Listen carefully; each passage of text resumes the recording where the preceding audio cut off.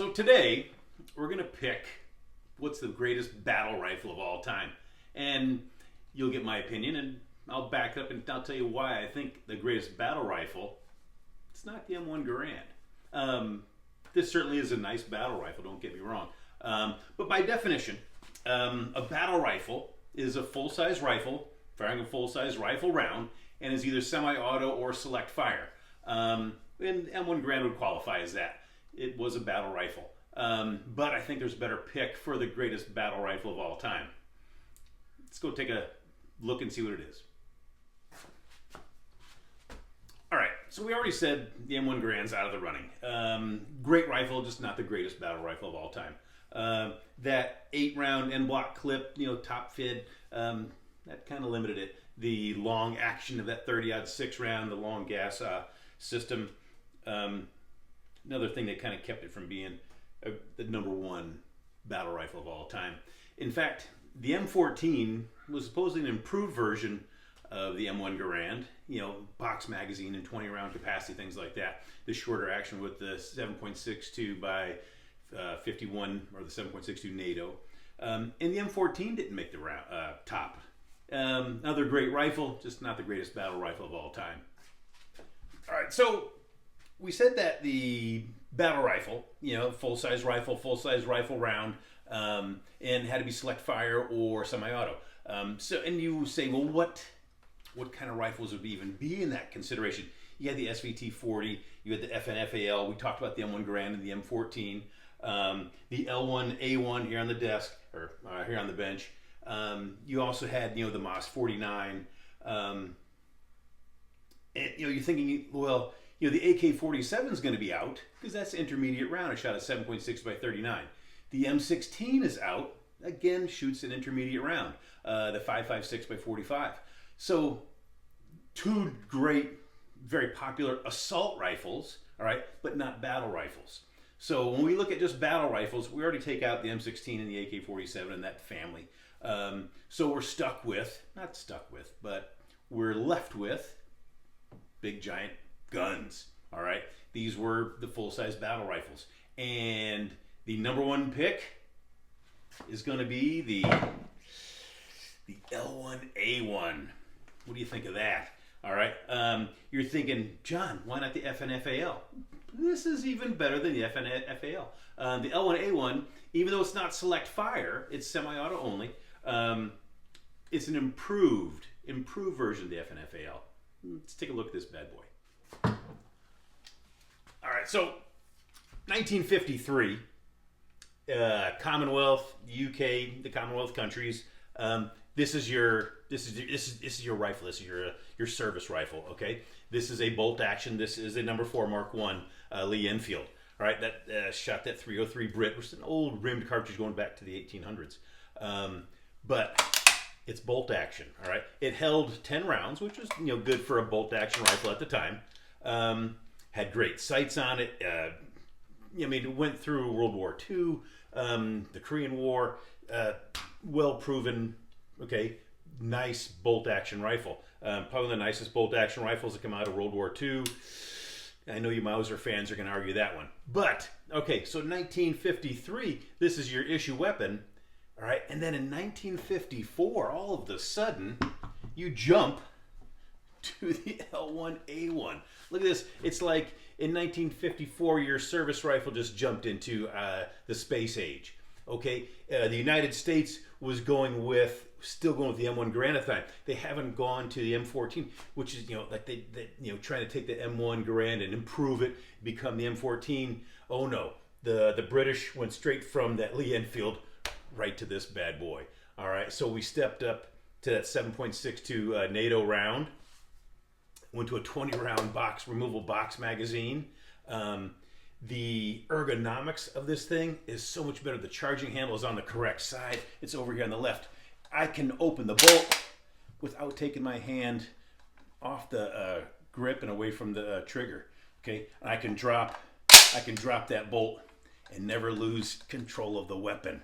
All right, the ergonomics of this is just amazing. This is just a very well thought out, well planned, well designed battle rifle. The sights on it. You have the rear peep, You have the front blade, which you would see on a battle rifle.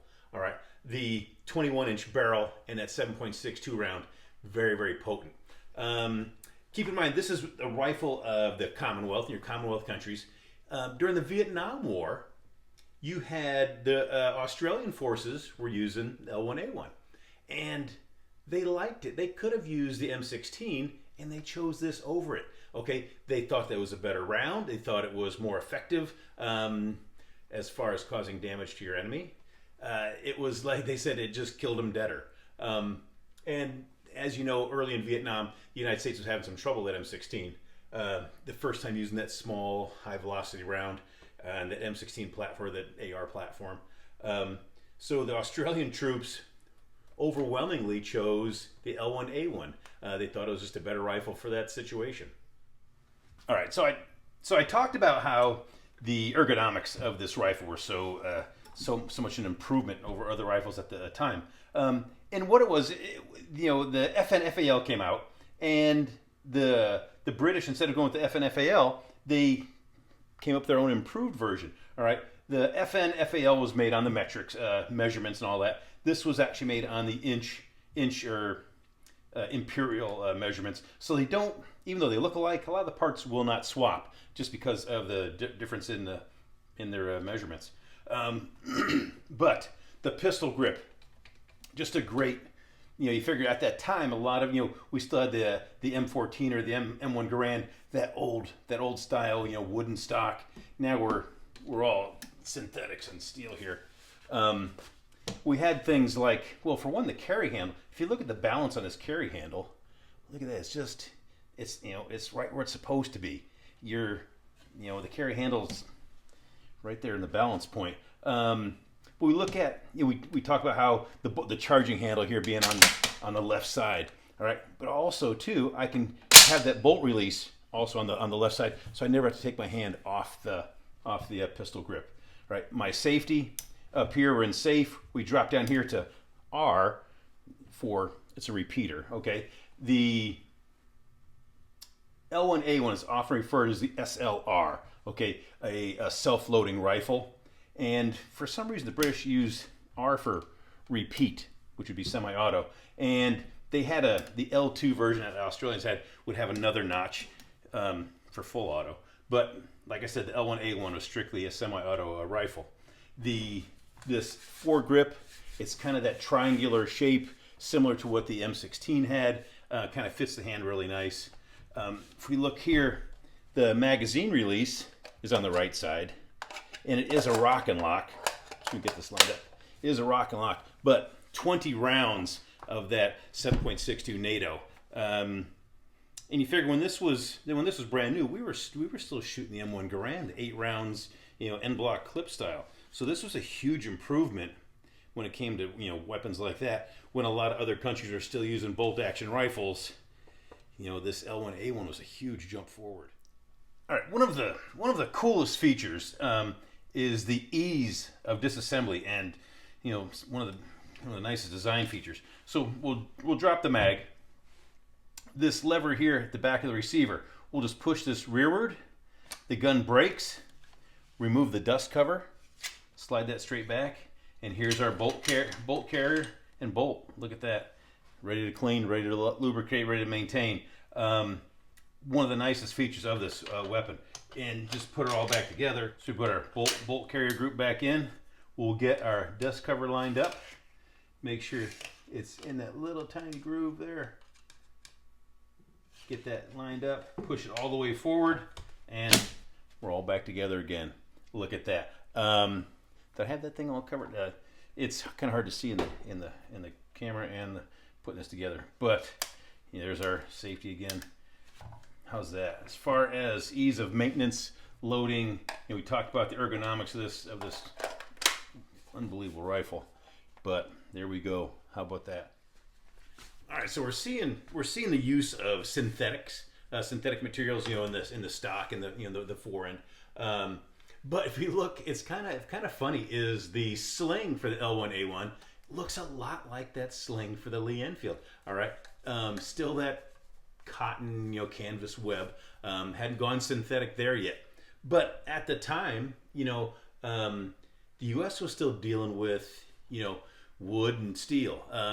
So this was a huge, huge leap forward for materials.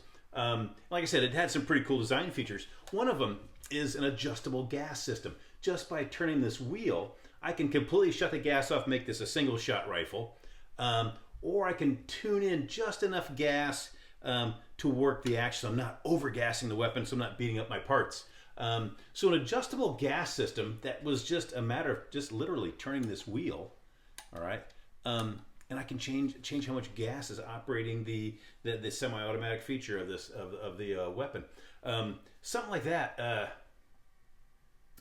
Like I said, this was way ahead of its time, and unfortunately, it served the UK from 1954 up until the mid 1980s, 85, when the L85 came out. 1985 makes it L85. All right. So you had the L85 replace this, but that wasn't a battle rifle. So this was probably the last of the battle rifles. It was still seeing duty up into the 1990s.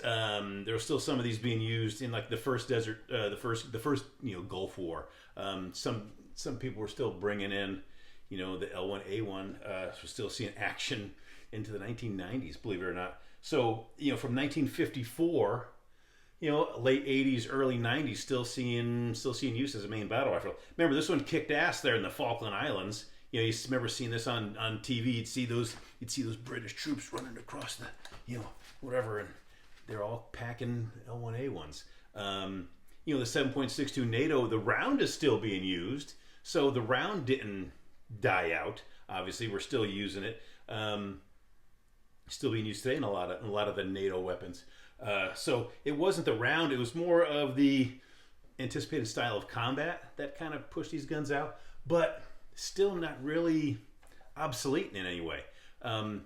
You compare this, to like, an AR-10 and things like that.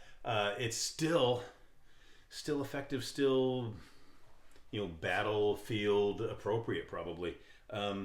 If you're not going door to door, you're not clearing houses, this big long, you've got a 21-inch barrel and this big long flash suppressor, and it's a full-length rifle, and it's heavy because shooting that 7.62 round. If you're not going door to door and you're not going down narrow hallways and clearing houses, if you're on a battlefield in longer ranges, still very effective.